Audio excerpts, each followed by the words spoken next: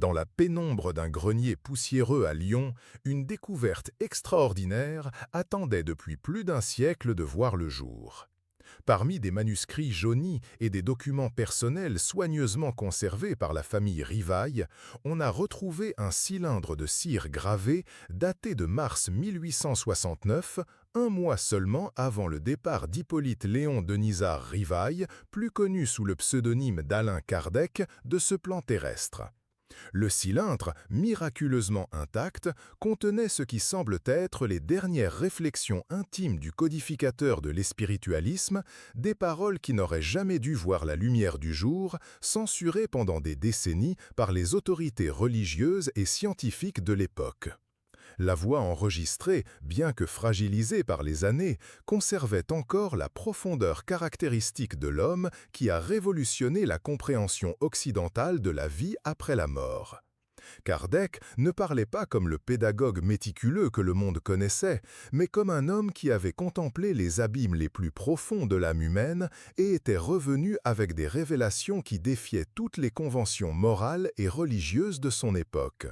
Ces paroles, enregistrées dans un moment de vulnérabilité extrême, alors que la proximité de la mort avait dissous tous les masques sociaux, révélaient des vérités sur le destin des âmes les plus sombres de l'humanité, des vérités qu'il considérait trop dangereuses pour être partagées publiquement. Le ton de sa voix transmettait une mélancolie profonde, mêlée à une compréhension presque douloureuse de la nature humaine. Kardec avait consacré les dernières années de sa vie non seulement à compiler les enseignements des esprits supérieurs, mais aussi à enquêter, à travers des séances spirites privées, sur le destin de ceux qui avaient commis les crimes les plus odieux contre l'humanité. Ces recherches l'avaient mené sur des territoires spirituels que peu de mortels oseraient explorer, des régions où la justice divine se manifestait de manière à transcender toute notion humaine de punition ou de rédemption. Pendant des années, Kardec avait gardé secrètes des communications troublantes reçues d'esprits qui se présentaient comme étant, dans des vies antérieures, des tyrans, des conquérants impitoyables et des architectes de génocide. Ces entités, dans un état de souffrance indescriptible, avaient cherché le codificateur en quête de compréhension, révélant des aspects de l'existence post-mortem qu'ils considéraient trop révolutionnaires pour l'humanité de son époque.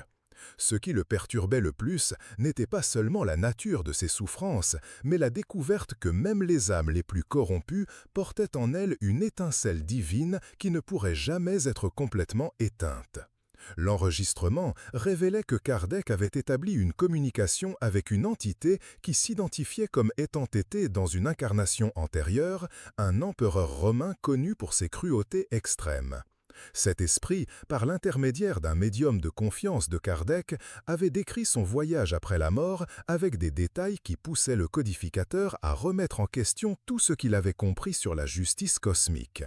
L'âme de cet ancien tyran avait passé des siècles dans un état qui transcendait toute notion humaine d'enfer, non pas comme une punition extérieure, mais comme une conséquence naturelle de ses propres vibrations spirituelles. Kardec observait, à travers ces communications, que la mort ne transformait pas magiquement la nature de ces âmes. Elles portaient en elles les mêmes tendances, les mêmes schémas vibratoires qu'elles avaient cultivés pendant leurs incarnations. La différence était que dans le monde spirituel, ces tendances se manifestaient de manière amplifiée, créant des environnements psychiques qui correspondaient exactement à l'état intérieur de chaque conscience. C'était comme si chaque âme créait autour de soi un reflet parfait de sa propre nature intérieure. Ce qui intriguait le plus le codificateur était la découverte que ces âmes n'étaient pas abandonnées à la miséricorde divine. Par le biais de communication avec des esprits supérieurs, il avait appris qu'il existait des entités de lumière qui se dévouaient spécifiquement au travail de sauvetage de ces consciences perdues. Ces esprits missionnaires, aussi souvent d'anciens disciples de Jésus ou d'autres grands maîtres spirituels, descendaient dans les régions les plus denses du monde spirituel pour offrir des possibilités de rédemption à ceux qui s'étaient complètement éloignés de la lumière. Kardec avait documenté dans ses archives secrètes des communications avec des esprits qui s'identifiaient comme ayant été victimes de tyrans historiques et qui maintenant dans le monde spirituel œuvraient pour aider leurs propres bourreaux dans leur cheminement de purification. Cette révélation avait profondément bouleversé sa compréhension du pardon et de la justice cosmique. Il avait découvert que l'amour divin opérait par des mécanismes qui transcendaient complètement la logique humaine, où victime et bourreau se retrouvaient finalement dans un processus de guérison mutuelle. Au cours de ses investigations, Kardec avait reçu des communications d'esprit qui affirmaient avoir été, dans des vies antérieures, des soldats nazis, des inquisiteurs médiévaux et d'autres auteurs d'atrocités historiques. Ces entités décrivaient un processus graduel d'éveil spirituel qui pourrait prendre des siècles, voire des millénaires. La première étape était toujours la reconnaissance du mal causé, suivie d'une période de souffrance proportionnelle au préjudice infligé. Ce n'est qu'après cette phase de purification par la douleur que l'âme pouvait commencer un vrai chemin de rédemption. Le codificateur avait découvert que certaines de ces âmes restaient prisonnières d'une sorte de boucle temporelle, revivant continuellement les moments les plus sombres de leur vie terrestre. Elles ne pouvaient progresser dans leur évolution spirituelle quand elles parvenaient à réellement confronter la nature de leurs actes. C'était comme si elles étaient piégées dans un cauchemar éternel créé par leur propre refus d'assumer la responsabilité de leurs actions. Par l'intermédiaire d'une médium particulièrement sensible, Kardec avait établi un contact avec une entité qui s'identifiait comme ayant été l'un des architectes de l'Holocauste. Cet esprit décrivait son état post-mortem comme un état de conscience fragmenté, où différents aspects de sa personnalité restaient prisonniers de différents moments de sa vie terrestre. La partie de lui qui avait ordonné des exécutions de masse revivait éternellement l'horreur dans les yeux de ses victimes, tandis que la partie qui avait été un jour un enfant innocent pleure sans cesse la perte de son humanité. Ce qui troublait le plus Kardec, c'était la découverte que ces âmes n'étaient pas des monstres dès la naissance, mais étaient devenues ce qu'elles étaient par des choix progressifs qui les avaient éloignées de plus en plus de la lumière divine.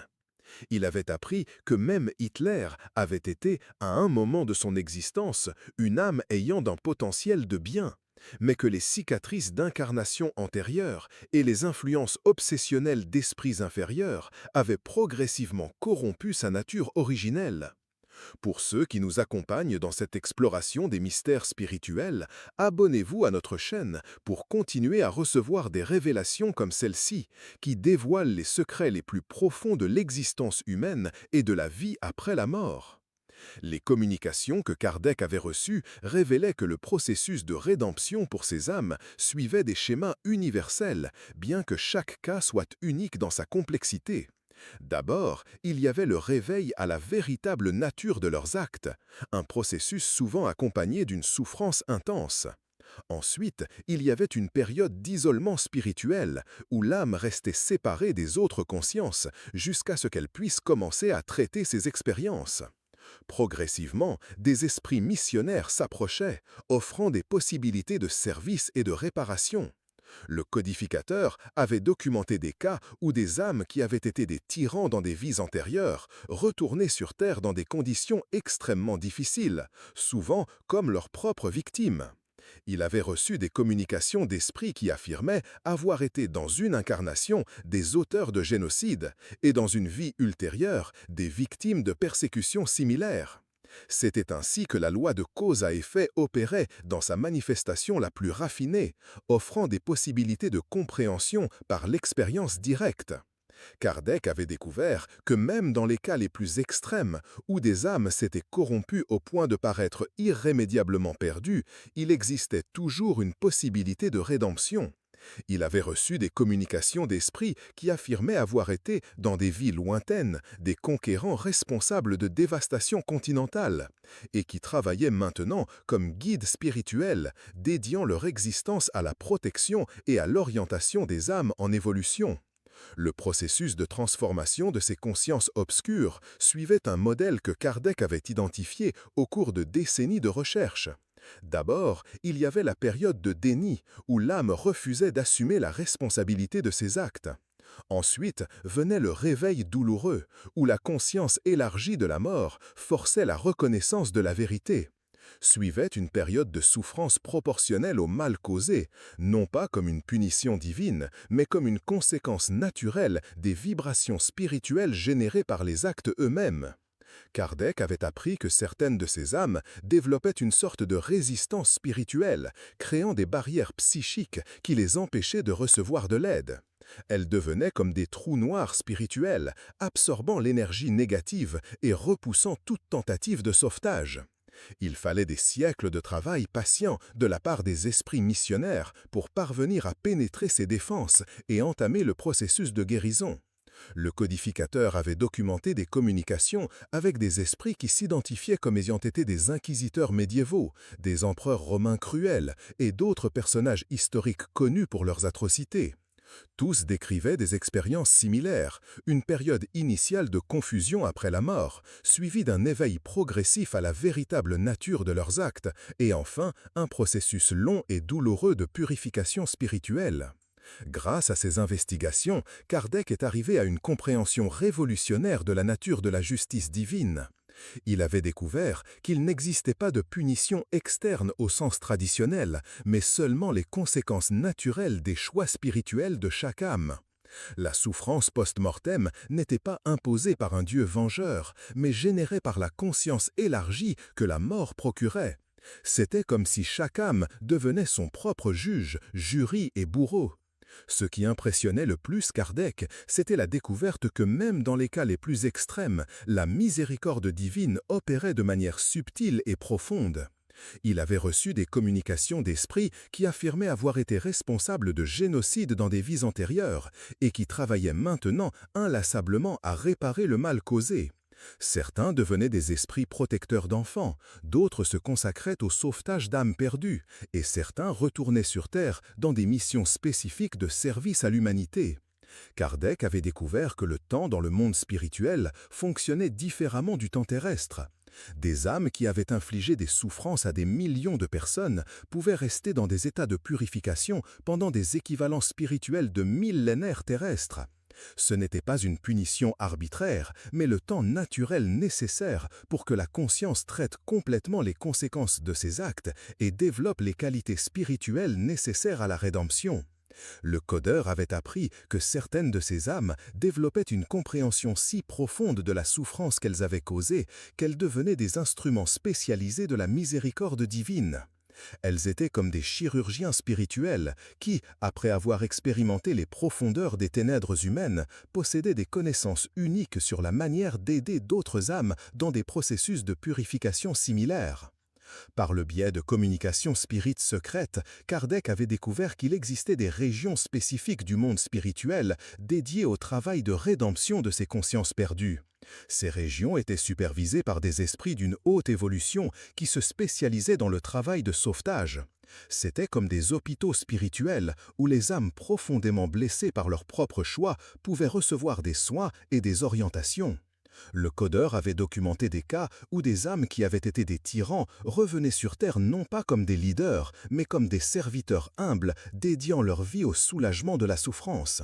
Certains devenaient des médecins travaillant auprès des victimes de guerre, d'autres se dévouaient aux soins d'orphelins et de réfugiés, et certains devenaient des défenseurs des droits de l'homme, luttant contre les mêmes injustices qu'ils avaient perpétrées dans des vies antérieures. Kardec avait appris que le processus de rédemption n'était pas seulement individuel, mais impliquait fréquemment une rencontre spirituelle entre bourreau et victime. Il avait reçu des communications d'esprit qui décrivaient des rencontres profondément émotionnelles dans le monde spirituel, où d'anciens ennemis s'embrassaient dans un pardon mutuel, reconnaissant qu'ils faisaient tous partie d'un grand drame cosmique destiné à promouvoir l'évolution spirituelle de l'humanité. Les révélations les plus profondes de Kardec provenaient de communications avec des esprits qui s'identifiaient comme étant actuellement des guides spirituels d'une haute évolution, mais qui avaient été, dans des vies lointaines, responsables d'atrocités inimaginables. Ces esprits décrivaient leur voyage de transformation comme un processus de mort et de renaissance spirituelle, où tout ce qu'ils avaient été devait être complètement dissous pour qu'une nouvelle conscience puisse émerger. Le codeur avait découvert que la nature même du mal était une illusion créée par la séparation de la source divine. Les âmes qui commettaient des atrocités n'étaient pas intrinsèquement mauvaises, mais s'étaient perdues si complètement dans leurs identifications égoïques qu'elles avaient oublié leur véritable nature spirituelle. Le processus de rédemption était essentiellement un processus de rappel, où l'âme se souvenait progressivement de son origine divine et de son but cosmique. Grâce à ses investigations, Kardec était arrivé à une compréhension qu'il considérait trop dangereuse pour être partagée publiquement. Il avait découvert que certaines des âmes les plus évoluées du monde spirituel étaient celles qui avaient expérimenté les profondeurs les plus extrêmes de la dégradation spirituelle. C'était comme si le processus même de chute et de rédemption était une forme spécialisée d'éducation cosmique, destinée à créer des êtres d'une compassion et d'une sagesse extraordinaires. Le codeur avait appris que même Hitler, Staline et d'autres tyrans de l'histoire trouveraient finalement leur chemin vers la lumière. Ce ne serait pas un processus rapide ou facile, mais la nature même de la création divine garantissait qu'aucune âme ne serait éternellement perdue. C'était une vérité qui défiait toutes les notions conventionnelles de justice et de punition, mais qui révélait la profondeur infinie de la miséricorde cosmique. Dans ces derniers jours, Kardec avait reçu une communication qui l'avait profondément troublé. Un esprit qui s'identifiait comme Jésus avait transmis un message par l'intermédiaire d'un médium de confiance, révélant qu'il avait lui-même travaillé directement avec certaines des âmes les plus sombres de l'histoire humaine. Le Christ expliquait que son amour ne connaissait aucune limite ni exclusion et qu'il avait personnellement guidé des tyrans et des génocidaires à travers leur processus de rédemption. La révélation la plus marquante provenait de l'expérience personnelle de Kardec. Au cours des derniers mois de sa vie, il avait commencé à recevoir des visions directes, sans avoir besoin de médiums intermédiaires. Dans ces visions, il avait assisté à des rencontres entre victimes et bourreaux dans le monde spirituel, où des scènes de pardon et de réconciliation se déroulaient avec une beauté et une profondeur qui transcendaient toute description humaine. Kardec avait compris que sa propre mission terrestre touchait à sa fin, mais que le travail de révélation se poursuivrait par le biais d'autres instruments. Il avait laissé des instructions secrètes pour que ces communications soient gardées jusqu'à ce que l'humanité soit prête à les recevoir. Il savait que la révélation prématurée de ces vérités pourrait causer un scandale et une incompréhension, mais il avait confiance qu'il arriverait le moment opportun pour qu'elles soient partagées. Dans ses dernières paroles enregistrées, Kardec réfléchissait sur la nature paradoxale de l'existence humaine. Il avait appris que les âmes les plus sombres et les plus lumineuses étaient en essence des facettes différentes de la même conscience cosmique. Le mal n'était pas une force indépendante, mais l'absence temporaire du souvenir de l'unité divine. Le bien n'était pas une conquête individuelle, mais l'expression naturelle de l'âme lorsqu'elle se souvenait de sa véritable nature spirituelle. Le codeur avait compris que son propre voyage terrestre avait été une préparation pour comprendre ces vérités les plus profondes. Chaque communication spirite, chaque révélation spirituelle, chaque moment de doute et d'interrogation avait fait partie d'un processus plus vaste qui l'avait conduit à cette compréhension finale, que la création divine était un organisme vivant où chaque âme, aussi perdue qu'elle puisse paraître, avait un rôle essentiel à jouer dans le grand drame cosmique de l'évolution universelle.